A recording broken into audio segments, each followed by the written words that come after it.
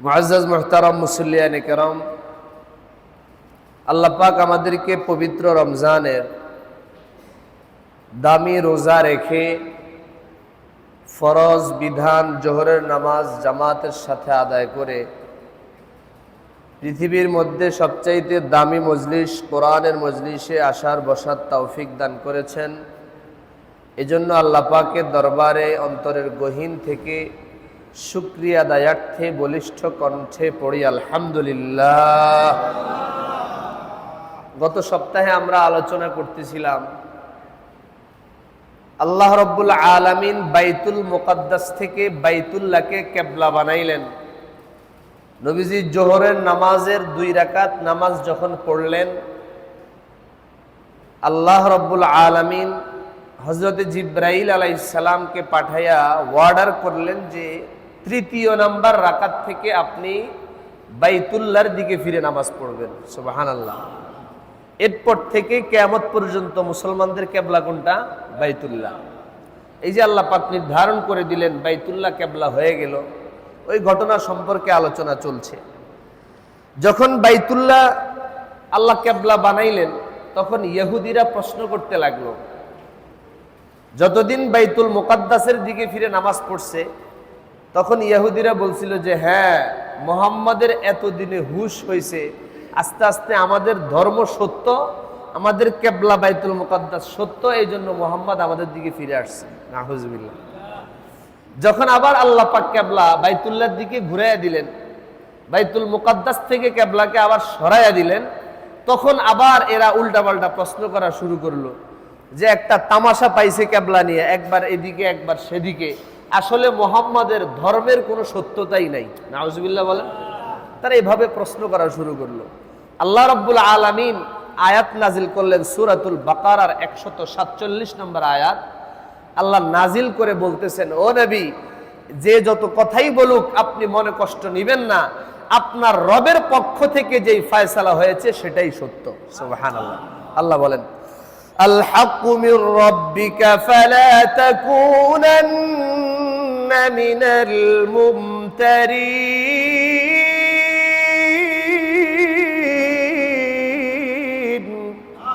আল্লাহ বলেন, ও নবী, আল হাক্কু মির রাব্বিকা, আপনার রবের পক্ষ থেকে যেই ফয়সালা এসেছে ওই ফয়সালা আল হক, সত্য। ফালা তাকুনান্না মিনাল মুমতারিন, সুতরাং আপনি কখনো সন্দেহ পোষণকারীদের অন্তর্ভুক্ত হয়েন না, এবং যারা সন্দেহ করে প্রশ্ন তুলতে চায় তাদের কথায় কান দিবেন না। সুবহানাল্লাহ বিহামদি। এরপরে আল্লাহ পাক দামি একটা আয়াত নাজিল করেছেন, যেটা এই রমজান উপলক্ষে আমাদের সবার জন্য অত্যন্ত জরুরি। আমার সাথে ওয়াদা করবেন এই আয়াতের উপর আমল করতে রাজি আছেন তো? ইনশাআল্লাহ। সুন্দর একটা আলোচনা হবে, খুব খেয়াল করে শুনবেন, আমলের নিয়তে শুনবেন। আল্লাহ বলেন, ওয়ালিকুল্লি উওয়াজাতুন হুয়া মুওয়াল্লিহা ফাস্তাবিকুল খায়রাত।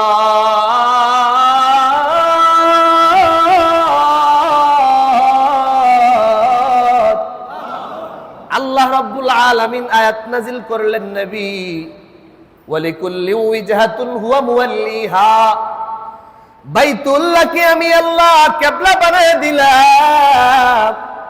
সুতরাং যে যেই কথাই বলুক না কেন, কোনো কান দিবেন না, মনে কষ্ট নিবেন না। আপনি যেখানেই থাকেন, মক্কায় থাকেন, মদিনায় থাকেন, মদিনার বাহিরে কোন রাষ্ট্রে সফরে যান, যেখানেই যান না কেন, যদিও মরুভূমিতে থাকেন, তথাপিও আপনার চেহারাটা নামাজের সময় বাইতুল্লাহর দিকে ফিরাইয়া দিবেন। সুবহানাল্লাহ। বাইতুল্লাহর দিকে মুখটা ফিরাইয়া দিবেন, কারো কথায় কান দিয়েন না। কান না দিয়া আপনাদের সকলের কাজ হলো, আল্লাহ অর্ডার দিচ্ছেন নবীকে এবং সাহাবীকে, এইসব কথায় কান না দিয়া আপনাদের কাজ হলো ফাস্তাবিকুল খায়রাত, যত কল্যাণকর কাজ আছে, যত নেক আমল আছে, নেকের কাজে পরস্পরে প্রতিযোগিতা করেন। সুবহানাল্লাহ। সুবহানাল্লাহ একটু জোরে বলেন না। কিসের কাজে প্রতিযোগিতা চলবে? নেক আমলের কাজে। নেক কাজের মধ্যে প্রতিযোগিতা হবে, ভালো কাজে প্রতিযোগিতা হবে। কার সম্পদ কতটুকু, সম্পদ নিয়ে প্রতিযোগিতা করার জন্য আল্লাহ বলেন নাই। আল্লাহ রাব্বুল আলামিন ক্ষমতা নিয়ে প্রতিযোগিতার কথা বলেন নাই, পদের প্রতিযোগিতার কথা বলেন নাই। আল্লাহ রাব্বুল আলামিন সূরা বাকারার 148 নম্বর আয়াতে স্পষ্ট বলছেন, ও আমার নবী, ও আমার উম্মতেরা, ও আমার বান্দারা, ভালো করে শোনো, ফাসতাবিকুল খায়রাত, তোমরা কল্যাণকর কাজে, নেক কাজে পরস্পরে প্রতিযোগিতা করো। আর সাহাবায়ে কেরাম এই আয়াত নাজিল হওয়ার পরে নেক কাজের মধ্যে কেমন প্রতিযোগিতা করছেন? সবচাইতে দামি সাহাবী, শ্রেষ্ঠ সাহাবীর নাম কি বলেন দেখি? নবীজির পরে সাহাবাদের মধ্যে সবচাইতে দাম বেশি কার ছিল? হযরত আবু বকর রাদিয়াল্লাহু তাআলা আনহু। মাশাআল্লাহ, সবচাইতে শ্রেষ্ঠ সাহাবী, যার আমল এত বেশি ছিল, হযরতে ওমর ইবনুল খাত্তাব বলেন, ভাই আবু বকর, আমার সারা জিন্দেগীর সমস্ত আমল আপনাকে দিয়ে দিব, আপনি শুধু হিজরতের রাতের আমলটা আমাকে দিয়ে দেন। সুবহানাল্লাহ, আপনি নবীজির এক রাতের যে সঙ্গী ছিলেন, ওই আমলটা যদি আপনি আমারে দেন, আমি ওমর জিন্দেগীর আমল আপনার দিয়ে দিব। এত শ্রেষ্ঠ সাহাবী ছিলেন হযরতে আবু বকর রাদিয়াল্লাহু তাআলা আনহু। তিনি ইসলামের প্রথম খলিফা ছিলেন নবীজির ইন্তেকালের পরে, এবং নবী আলাইহিস সালামের শ্বশুর ছিলেন। সুবহানাল্লাহ বলেন না? নবী আলাইহিস সালাম হযরত আবু বকর রাদিয়াল্লাহু তাআলা আনহুর মেয়ে আম্মা জানা আয়েশা রাদিয়াল্লাহু তাআলা আনহাকে বিবাহ করেছিলেন। ওই সূত্রে আবু বকর হলেন শ্বশুর, নবীজি হলেন জামাই। সুবহানাল্লাহ। এই হযরত আবু বকর এবং ওমর এই আয়াতটা নাজিল হওয়ার পরে নেক কাজের মধ্যে কেমন প্রতিযোগিতা করছেন। তাবুক যুদ্ধ শুরু হবে রমজানে, কঠিন দুর্ভিক্ষ চলছে, আরবের মধ্যে খাবারের অভাব, টাকা পয়সার অভাব, দুর্ভিক্ষ চলতেছে। এমন সময় তাবুক যুদ্ধ, রোম সম্রাটের বিরুদ্ধে, পারস্য সম্রাটের বিরুদ্ধে যুদ্ধ হবে। কঠিন এই যুদ্ধে আল্লাহর নবী বললেন, দুর্ভিক্ষের সময় তোমাদের যার কাছে যা কিছু আছে তোমরা আল্লাহর রাস্তায় দান করো। সুবহানাল্লাহ বলেন না? এমনি দুর্ভিক্ষ। এখন দেখেন নেক কাজে প্রতিযোগিতা কাকে বলে। আল্লাহর নবী তাবুক যুদ্ধের দানের জন্য ঘোষণা দিলেন। মসজিদে নববীর বারান্দা থেকে যুদ্ধের সেনাবাহিনী রেডি হবে, খাদ্য ভান্ডার নিয়ে, অস্ত্র শস্ত্র নিয়ে রওনা হবে, ইসলামকে টিকায় রাখার জন্য যুদ্ধ হবে। আল্লাহর নবী অর্ডার দেওয়ার পরে হযরতে ওমর ইবনুল খাত্তাব রাদিয়াল্লাহু তাআলা আনহু বাড়িতে চলে গেলেন। আল্লাহর নবীর অর্ডার মানার জন্য, দান করবেন যুদ্ধের জন্য। হযরতে আবু বকরও ঘরে গেলেন, হযরতে উসমান ঘরে গেলেন। হযরতে উসমান রাদিয়াল্লাহু তাআলা আনহু কিছুক্ষণ পরে ফিরে আসলেন। আয়েশা নবীজির দরবারে বললেন, ইয়া রাসূলুল্লাহ, আমি আমার দামি দামি উটগুলোর মধ্য থেকে 300 উট দান করলাম। সুবহানাল্লাহ। কত উট? 300 উটের দাম কম না বেশি? অনেক বেশি। আমাদের বাংলাদেশে যেরকম পাজেরো গাড়ির দাম বেশি, BMW এর দাম বেশি, উটকে মরুভূমির জাহাজ বলা হয়। মরুভূমির জাহাজ মানে মরুভূমির মধ্যে সবচাইতে দামি বাহনের নাম হলো উট। ওই 300 উট হযরত ওসমান দান করে দিলেন। বলেন না আল্লাহু আকবার। হযরত ওসমান দান করলেন 300 উট। কিছুক্ষণ পরে হযরত ওমর অনেকগুলো মাল নিয়ে আসলেন। আয়েশা বললেন, ইয়া রাসূলুল্লাহ, ইয়া হাবিবাল্লাহ, আমি এই সমস্ত সম্পদ তাবুক যুদ্ধের জন্য আল্লাহর রাস্তায় দান করে দিলাম। সুবহানাল্লাহ। নবী আলাইহিস সালাম বললেন, তুমি কতটুকু দান করলা? বাড়িতে কি রেখে আসছো? হযরত ওমর বলেন, ইয়া রাসূলুল্লাহ, আমি যত সম্পত্তির মালিক, যত সম্পত্তি আমার মালিকানায় আছে, তার অর্ধেক সম্পত্তি আমি আপনার দরবারে নিয়ে আসলাম, আর অর্ধেক বাড়িতে রেখে আসছি। সুবহানাল্লাহ। মানে হলো, যদি হযরত ওমর 1 কোটি টাকার মালিক হন, নবীজির দরবারে দান করছেন কত লক্ষ টাকা? 50 লক্ষ, আর 50 লাখ টাকা বাড়িতে। নবী আলাইহিস সালাম হযরতে ওমরকে বললেন, জাযাকাল্লাহ। হযরত ওমরের জন্য দোয়া করলেন। কিছুক্ষণ পরে দেখে হযরতে আবু বকর ছোট 2টা পোটলা বাইনা নিয়ে আসছেন, কাঁধের মধ্যে ঝুলাইয়া। আনার পরে বললেন, ইয়া রাসূলুল্লাহ, আমি আবু বকর আমার যে সম্পত্তি ছিল আপনার দরবারে সব দান করে দিলাম। সুবহানাল্লাহ। আল্লাহর নবী বললেন, আবু বকর কতটুকু দান করলা? ঘরে কাকে রেখে আসছো? ঘরে কি রেখে আসছো? হযরতে আবু বকর বলেন, ইয়া রাসূলুল্লাহ, ইয়া হাবিবাল্লাহ, আমি আবু বকর যত সম্পত্তির মালিক ছিলাম সমস্ত সম্পত্তি এখানে নিয়ে আসলাম, আল্লাহর রাস্তায় দান করলাম। আমি ঘরে শুধুমাত্র আল্লাহ আর আল্লাহর রাসূলকে রেখে আসছি। সুবহানাল্লাহ। আর একটু জোরে বলেন না সুবহানাল্লাহ। পৃথিবীর ইতিহাসে শ্রেষ্ঠ একটা দানের ঘটনা হযরতে আবু বকরের এই দান। ঘরের মধ্যে কোনো সম্পত্তি রাখেন নাই, নিজে ব্যবহার করবেন, বিবি বাল বাচ্চার জন্য কিছু রাখে নাই, দ্বীনের স্বার্থে, নবীর মহব্বতে, আল্লাহর দ্বীনের জন্য ঘরের সমস্ত সম্পত্তি নবীর সামনে এসে দিলেন। সুবহানাল্লাহ। বললেন ঘরে রেখে আসছি শুধু আল্লাহ এবং আল্লাহর রাসূলকে। আমার জন্য যদি আমার আল্লাহ হয়ে যায়, আমার জন্য যদি আমার রাসূল হয়ে যায়, আমার আর কিছুর দরকার নাই। আল্লাহু আকবার। এটাই তো হলো নবী প্রেম, এটাই তো হলো আল্লাহর প্রেম, এটাই হলো দ্বীনের জন্য আসল পাক্কা প্রেম এটাকে বলা হয়, যেটা হযরতে আবু বকর পৃথিবীর ইতিহাসে নজির স্থাপন করেছেন। এর উপরে প্রতিযোগিতা করার দরকার আছে না নাই? আমাদের জন্য দরকার আছে না নাই? হযরতে আবু বকর যেমন প্রতিযোগিতা করেছেন নেক কাজে, হযরতে ওমর যেমন প্রতিযোগিতা করেছেন, হযরতে ওসমান যেমন প্রতিযোগিতা করেছেন, সাহাবায়ে কেরাম চাইতেন কে কার চাইতে বেশি আমল করতে পারে, কে কার চাইতে বেশি দান করতে পারে, কে কার চাইতে বেশি আল্লাহকে খুশি করতে পারে। সুবহানাল্লাহ। এটা আমাদের জন্য অনেক বড় শিক্ষণীয় বিষয়। সাহাবায়ে কেরাম কেমন প্রতিযোগিতা করতেন নেক কাজে। একটা হাদিস শুনে আপনাদেরকে, খেয়াল করে শুনবেন তো ইনশাআল্লাহ। এই হাদিসটা আমলের হাদিস, নিজেরাও আমল করতে হবে। মুসলিম শরীফের 1006 নম্বর হাদিস। বর্ণনাকারী হলেন হযরতে আবু যর গিফারি রাদিয়াল্লাহু তাআলা আনহু, একজন মুরব্বী সাহাবী, দুনিয়া ত্যাগী সাহাবী। যে আবু যর রাদিয়াল্লাহু তাআলা আনহু সব সময় প্রিয় নবীজির কাছে কাছে থাকতেন। সুবহানাল্লাহ বলেন। এই আবু যর গিফারি রাদিয়াল্লাহু তাআলা আনহু বর্ণনা করছেন হাদিসটা। হযরতে আবু যর গিফারি রাদিয়াল্লাহু তাআলা আনহু বর্ণনা করেন, একবার একদল গরিব সাহাবী নবীর দরবারে হাজির হয়ে গেছে। সাহাবীরা কি গরিব না ধনী? গরিব সাহাবী। সাহাবীরা কি, যেই দল আসছে নবীর কাছে উনারা সবাই গরিব সাহাবী। আমাদের এলাকাও ধনী মানুষ আছে, গরিব মানুষ আছে। সাহাবীদের মধ্যে ধনী গরিব ছিল। তো গরিব সাহাবী নবীর দরবারে আসলেন। এক সময় আয়েশা বললেন, ইয়া রাসূলুল্লাহ, যাহাবা আহলুদ দুসুরি বিল উজুর। নবী গো, আপনার ধনী সাহাবীরা তো সমস্ত নেক নিয়ে যাইতেছে। সুবহানাল্লাহ। ইয়া রাসূলুল্লাহ, আপনার ধনী সাহাবীরা সমস্ত নেক কাজগুলো করে ফেলতেছে, আমরা গরিব হওয়ার কারণে অমন নেক কাজ করতে পারি না। এবার নবী বললেন, কি হয়েছে, তারা কি নেক আমল করে?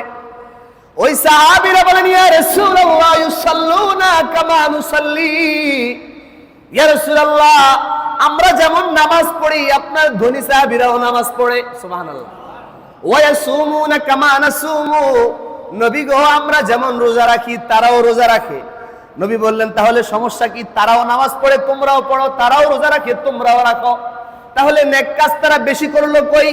সাহাবীরা বলেন, ইয়া রাসূলুল্লাহ, ওয়ায়াতাসাদদাকুনা বিফুজুলি আমওয়ালিহিম। তারা নামাজ আর রোজা করার পাশাপাশি আল্লাহ যে তাদেরকে অতিরিক্ত সম্পত্তি দান করেছেন, ধনী বানাইছেন, তারা তাদের সম্পত্তি থেকে আল্লাহর রাস্তায় দান করে। সুবহানাল্লাহ। তারা তাদের সম্পত্তি থেকে আল্লাহর রাস্তায় দান করার কারণে তাদের সওয়াব বেশি হয়ে যাইতেছে, আর আমরা গরিব হওয়ার কারণে সম্পত্তি নাই, দানও করতে পারি না। সুবহানাল্লাহ। কেমন তলব সাহাবীদের মধ্যে ছিল। ইয়া রাসূলুল্লাহ, আমরা গরিব হওয়ার কারণে তাদের মতো দান করতে পারি না, তাহলে তো তারা আমাদের চাইতে বেশি সওয়াব নিয়ে যাইতেছে। কেমন প্রতিযোগিতা ছিল। সুবহানাল্লাহ বলেন না। এরপরে নবী আলাইহিস সালাম ওই গরিব সাহাবীদেরকে ডাক দিয়ে বললেন, ও আমার গরিব সাহাবীরা শুনো, আমার ধনী সাহাবীরা দান করে যে সৎকার সওয়াব পায়, একটা সৎকার করলে সওয়াব, তোমরাও কি এমন সৎকার সওয়াব পাইতে চাও নাকি? আমি তোমাদেরকে এমন কিছু আমল শিখাই দিব, যে আমলগুলো করলে পরে তোমরাও সৎকার সওয়াব পাওয়া যাইবা। সুবহানাল্লাহ। সাহাবীরা বলেন, ইয়া রাসূলুল্লাহ, অবশ্যই শিখাইয়া দেন। আল্লাহর নবী প্রথম আমল শিখাইলেন, আলা ইন্না বিকুল্লি তাসবিহাতিন সাদাকা। ও আমার গরিব সাহাবীরা শুনো, তোমরা যদি প্রত্যেকবার যতবার পড়বা সুবহানাল্লাহ, সবাই পড়েন, আওয়াজ হয় নাই, জোরে বলেন। তোমরা যদি একবার সুবহানাল্লাহ পড়ো, সাদাকা, আল্লাহ তোমাদেরকে একটা সৎকার সওয়াব দান করবেন। তাহলে গরিব সাহাবী, দান করার পয়সা নাই, নবী আমল শিখিয়ে দিলেন, ও আমার সাহাবী তুমি যদি একবার পড়ো সুবহানাল্লাহ, আমার ধনী সাহাবীরা 1 টাকা দান করলে যে একটা সদকার সওয়াব পাবে, তোমরাও পাশাপাশি একবার সুবহানাল্লাহ পড়লে সেম সওয়াব পাইবা। সুবহানাল্লাহ। 2 নাম্বার নবী শিখাইলেন, আলা ওয়া ইন্না বিকুল্লি তাহমিদাতিন সাদাকা। ও আমার গরীব সাহাবীরা, তোমরা যদি পড়ো আলহামদুলিল্লাহ, আল্লাহ তোমাদেরকে এর বিনিময়ে একটা সৎকার সওয়াব দান করবেন। সুবহানাল্লাহ। জোরে পড়েন না আলহামদুলিল্লাহ। আলহামদুলিল্লাহ যারা পড়লাম, আল্লাহ একটা সৎকার সওয়াব দিয়ে দিবেন। আবার আলহামদুলিল্লাহ পড়েন। এরপরে নবী বলেন, আলা ইন্না বিকুল্লি তাহলিলাতিন সাদাকা। ও আমার গরীব সাহাবীরা, তোমরা যতবার পড়বা লা ইলাহা ইল্লাল্লাহ, আল্লাহ তোমাদেরকে এর বিনিময়ে একটা সৎকার সওয়াব দিবেন। সুবহানাল্লাহ। সবাই জোরে বলেন লা ইলাহা ইল্লাল্লাহ। কয়টা সৎকার সওয়াব? একটা। সুবহানাল্লাহ বলেন। তাহলে একবার সুবহানাল্লাহ পড়লে এক সৎকার সওয়াব, একবার আলহামদুলিল্লাহ পড়লে একটা সৎকার সওয়াব, একবার লা ইলাহা ইল্লাল্লাহ পড়লে একটা সৎকার সওয়াব। নবী আবার বলেন, ও আমার গরীব সাহাবীরা, এখনো আমল শেষ হয় নাই। আলা ওয়া ইন্না বিকুল্লি তাকবীরাতিন সাদাকা। তোমরা যদি একবার পড়ো আল্লাহু আকবার, যদি একবার পড়ো আল্লাহু আকবার, আল্লাহ তোমাদেরকে একটা সৎকার সওয়াব দিবেন। সুবহানাল্লাহ। কত সওয়াব দেখেন। যাদের টাকা পয়সা নাই দান করার মতো, তাদের জন্য আজকের এই হাদিসটা। সাহাবায়ে কেরামকে যেমন আমল শিখাইছেন, আমরাও এই আমলগুলো করতে পারবো তো ইনশাআল্লাহ। একদম সহজ আমল। সুবহানাল্লাহ একবার পড়বেন এক সৎকার সওয়াব, দৈনিক 100 বার পড়বেন 100 টাকা দান করার সওয়াব। সুবহানাল্লাহ বলেন। দৈনিক 100 বার আলহামদুলিল্লাহ পড়বেন, আরো 100 টাকা দান করার সওয়াব। দৈনিক লা ইলাহা ইল্লাল্লাহ 100 বার পড়বেন, আরো 100 টাকা দান করার সওয়াব। দৈনিক আল্লাহু আকবার 100 বার পড়লেন, আরো 100 বার দান করার সওয়াব। সুবহানাল্লাহ বলেন। তাহলে 400 টাকা 4 তাসবিহ দিয়া প্রত্যেক দিন দান করার সওয়াব আমরা সবাই পাইতে পারি একটু ইচ্ছা করলে। এই আমলটা করতে রাজি আছেন তো ইনশাআল্লাহ? কারা কারা রাজি আছেন একটু হাত তুলে দেখান। নারায়ে তাকবীর, লিল্লাহি তাকবীর। আল্লাহ সকলকে তৌফিক দেন, বলেন আমিন। এই যে আল্লাহু আকবারের ধ্বনি দিলেন, সৎকার সওয়াব লেখা হয়ে গেছে। সুবহানাল্লাহ। এরপরে আসেন, এখনো আমল শেষ হয় নাই। নবী এরপরে আরো শিখাচ্ছে, ও আমার সাহাবীরা শোনো, ওয়া আমরুন বিল মারুফি সাদাকা। ও আমার গরীব সাহাবীরা শোনো, তোমার কাছে টাকা নাই, পয়সা নাই, দান করার ক্ষমতা নাই, তবে শোনো, তুমি যদি কাউকে নেক কাজের আদেশ দাও, তুমি যদি কাউকে বলো, ভাই নামাজের সময় হয়েছে, চলো মসজিদে যাই, নামাজটা একটু পড়ি চলো। ভাই তুমি কেন রোজা রাখো না, রোজাটা রাখো। ভাই একটু কোরআনটা তিলাওয়াত করো। ভাই গালাগালি করবা না, গীবত করবা না, শিকায়াত করবা না। আল্লাহর নবী বলেন, সাহাবীরা রে, তোমরা যদি একবার কাউকে নেক কাজের আদেশ দাও, আল্লাহ তোমারে একটা সৎকার সওয়াব দিয়ে দিবে। সুবহানাল্লাহ। নেক কাজের আদেশ দিলেও একটা সৎকার সওয়াব। নেক কাজের আদেশ দেওয়ার সুযোগ আমাদের আছে না নাই? মসজিদে যতবার আসবো নামাজের জন্য, পথে যাকে দেখবো বলবো, ভাই চলেন নামাজটা পড়ে আসি।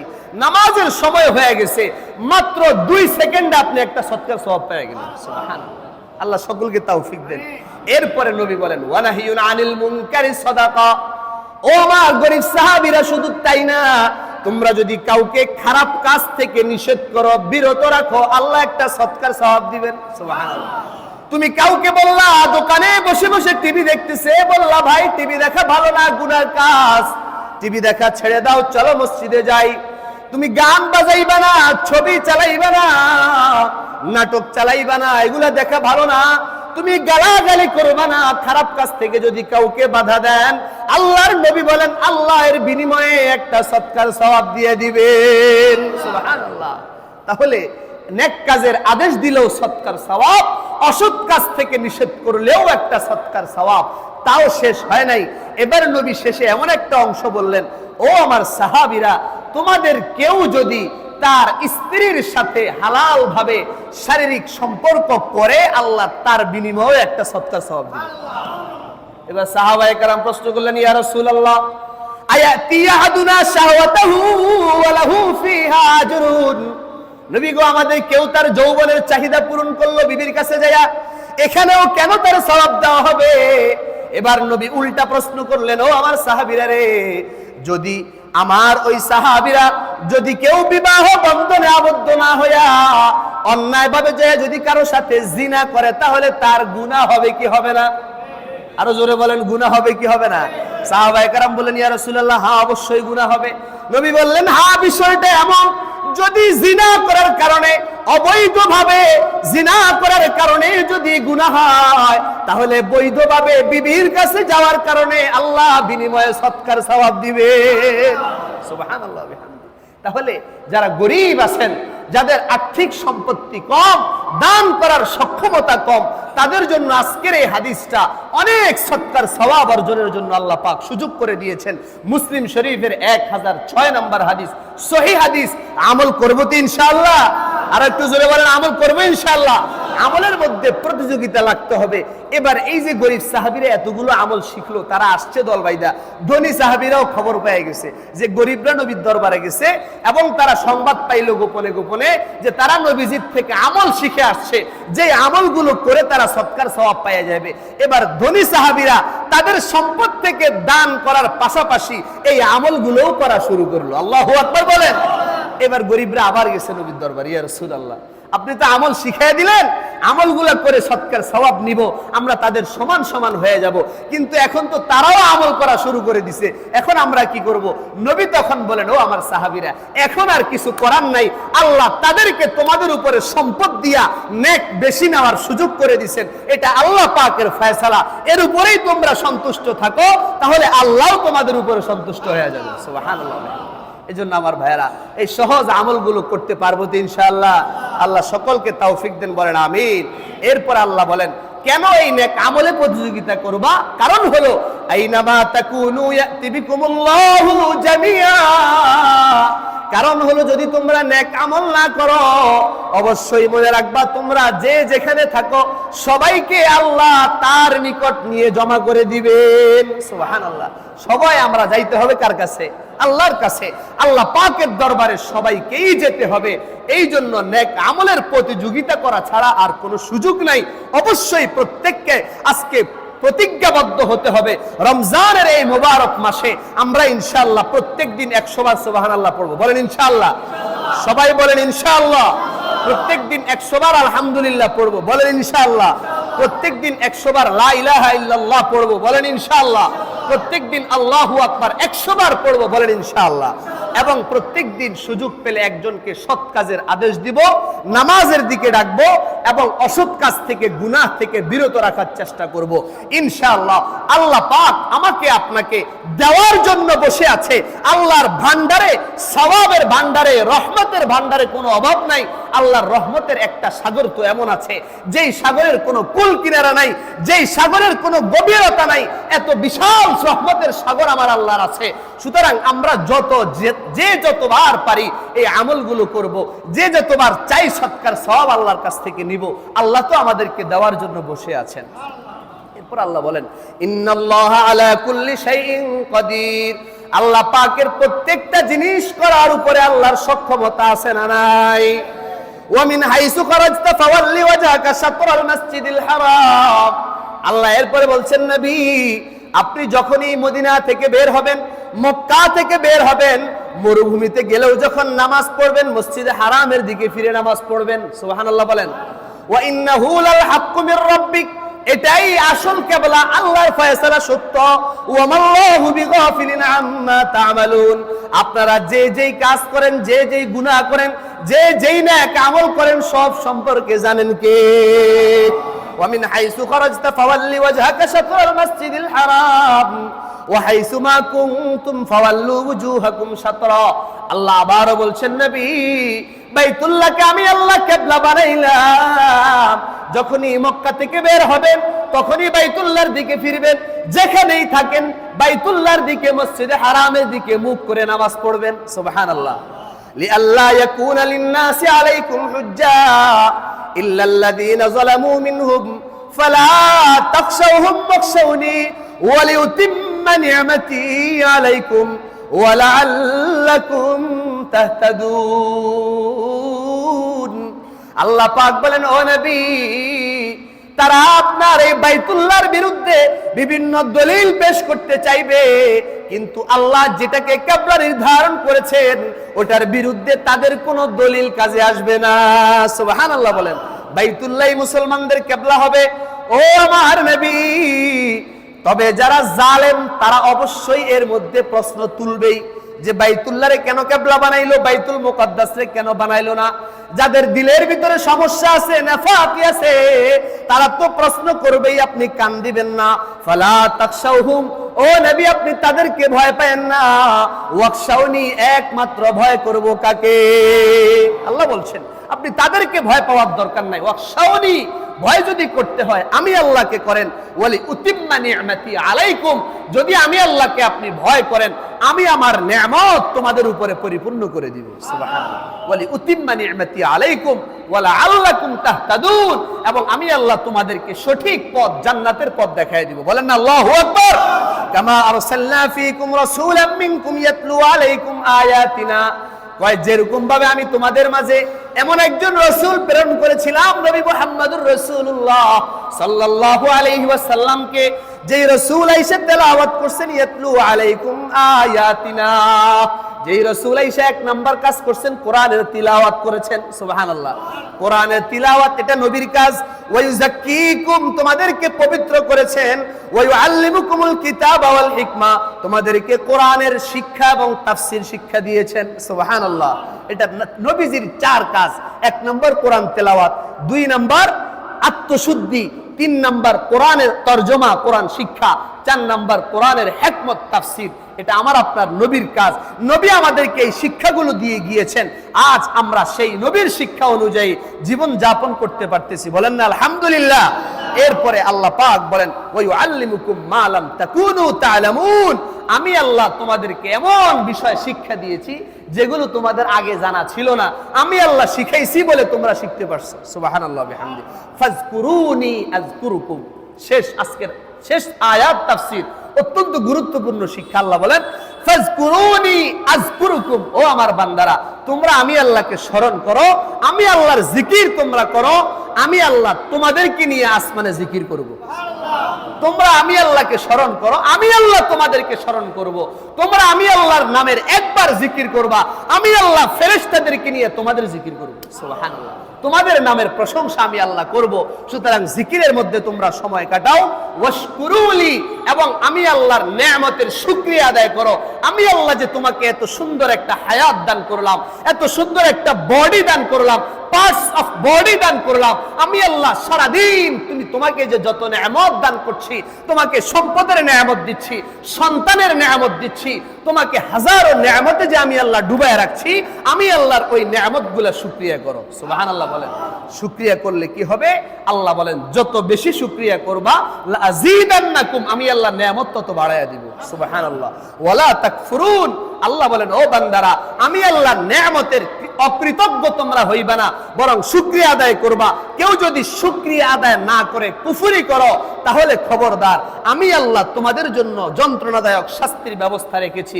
এই জন্য আমার ভাইয়েরা নেয়ামতের শুকরিয়া করব কার? আর একটু জোরে বলেন কার? জিকির করব কার? আল্লাহ। আল্লাহ সকলকে তৌফিক দান করেন, বলেন আমিন। ওয়া আখিরু দাওয়ানা আলহামদুলিল্লাহ।